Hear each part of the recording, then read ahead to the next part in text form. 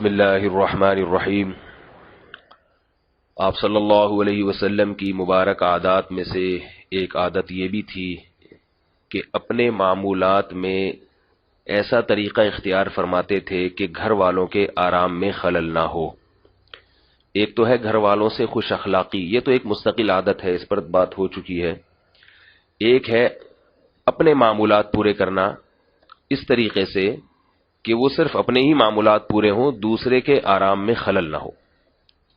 آپ صلی اللہ علیہ وسلم جب تہجد کی نماز کے لیے اٹھتے تو اتنی آہستگی کے ساتھ کہ آپ کی زوجہ کی آنکھ نہ کھل جائے، اور گھر جب تشریف لاتے تو سلام کرتے۔ رات کے وقت اگر تشریف لاتے تو آپ صلی اللہ علیہ وسلم سلام کرتے اتنا زور سے کہ اگر کوئی جاگ رہا ہو تو سن لے اور سو رہا ہو تو اٹھے نہیں، یعنی اتنی آواز ہوتی تھی کہ دھیمی آواز، جاگتا ہوا سن لے لیکن سوتے ہوئے کی آنکھ نہ کھلے۔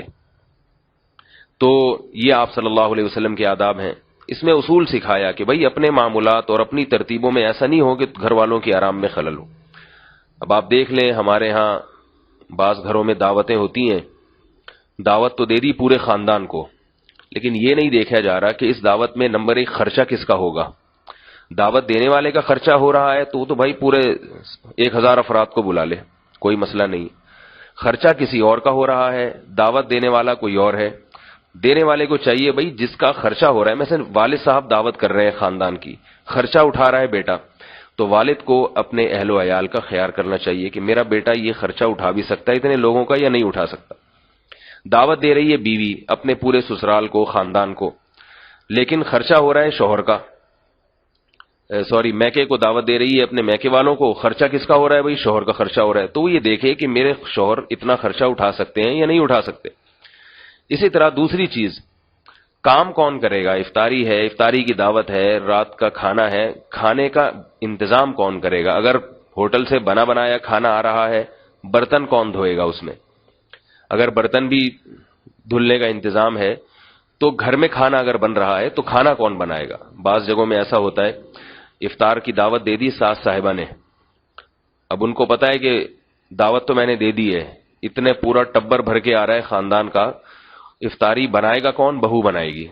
اب وہ سارا لوڈ اس اکیلی بہو پہ آتا ہے۔ آپ کے جناب اپنے خاندان کے میں آپ کی عزت ہو رہی ہے کہ محترمہ نے ہمیں دعوت دی ہے، اور تیل کس کا نکل رہا ہے؟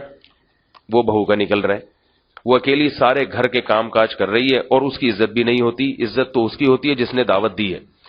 تو ساس کو اس کا خیال کرنا چاہیے۔ یہ شکایتیں آتی ہیں گھروں سے اس طرح کی کہ بھئی سارا برڈن ہمارے اوپر ڈال دیا جاتا ہے۔ ساس کو چاہیے کہ دعوت دینے سے پہلے یہ سوچے کہ بہو کا روزہ ہے تو کیا وہ روزہ رکھ کے شام جب حالت ہر ایک کی پتلی ہو جاتی ہے، ہر آدمی لیٹنے کی کوشش میں لگا ہوتا ہے کہ میں کسی طرح بس سو کے اور غسل کر کے اور کسی بھی طریقے سے میں وقت گزاروں، اس وقت آپ نے اس کے اوپر اتنا برڈن ڈال دیا کہ بھئی 10 افراد آ رہے ہیں، آپ ان کی افطاری بناؤ۔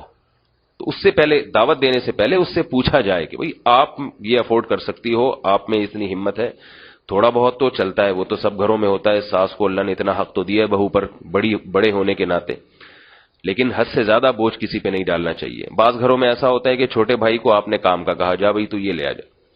ایک صاحب نے مجھے بتایا، وہ چھوٹے تھے گھر میں سب سے، کہہ رہے میرے ابا جو ہے نا آرڈر دیتے ہیں سب سے پہلے بڑے بھائی کو، جا بھئی تو ذرا دکان سے 1 کلو چینی لے آ۔ بڑا ابا کا روب چلتا ہے بیٹے پر، بڑے بیٹے پر، بڑا بیٹا وہ آرڈر پارسل کرتا ہے آگے چھوٹے کی طرف، جا یار ذرا جا کے 1 کلو چینی تو لیا۔ چھوٹا والا اس سے چھوٹے کو پارسل کر دیتا ہے۔ کہہ رہے ہوتے ہوتے گھر میں جتنے بھی کام ہیں تو وہ چھوٹا جو ہے نا وہ گدھا بنا ہوا ہے بیچارہ، سارا دن گھوم گھوم کے وہ کس کو آگے پارسل کرے۔ تو بڑوں کو خیال کرنا چاہیے بھی سارے کام اسی اکیلے سے لیے جا رہے ہیں تو آخر یہ بھی انسان ہے، کبھی ہم بھی تو کر دیا کریں۔ آپ صلی اللہ علیہ وسلم گھر میں آتے تھے تو کبھی خود بھی تو ہاتھ بٹا دیا کرتے تھے۔